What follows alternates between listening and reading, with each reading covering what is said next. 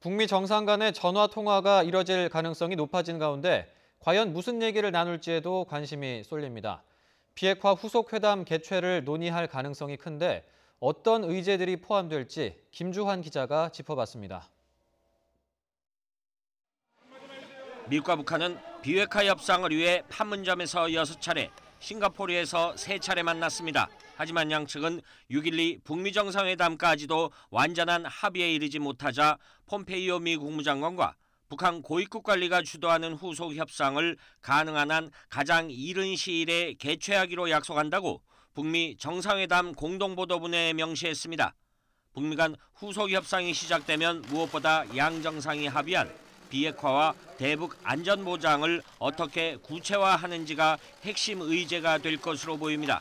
일각에서는 한미연합훈련의 중단과 북한의 미사일 엔진 시험 시설 폐기 등을 묶어 북미 양국이 초기 단계의 이행 조치에 합의할 가능성을 내비치고 있습니다.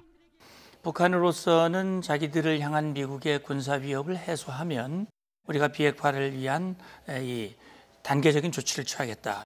이 밖에 평안북도 연변 핵시설의 가동 중단과 핵 프로그램 신고, 종전선언 추진, 북미 간 연락사무소 설치 등도 후속 협상 의제에 포함될 가능성도 배제할 수 없습니다.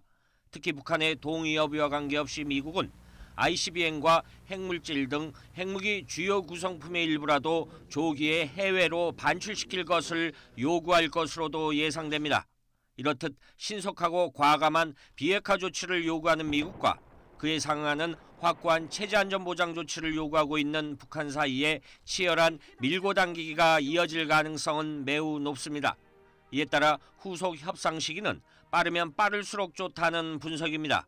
고위급 회담과 실무회담이 이른 시기에 재개돼야 됩니다. 이것이 미뤄지다가 보면 그러한 동력도 상실하게 되는 부분이 있기 때문에 시간이 갈수록 비핵화를 위한 강한 드라이브가 약화될 수 있기 때문인데 트럼프 대통령 임기 중인 향후 2년 반 안에 주요 비핵화가 달성되기를 희망한다는 폼페이오 미 국무장관의 발언도 이런 배경에서 비롯된 것으로 보입니다.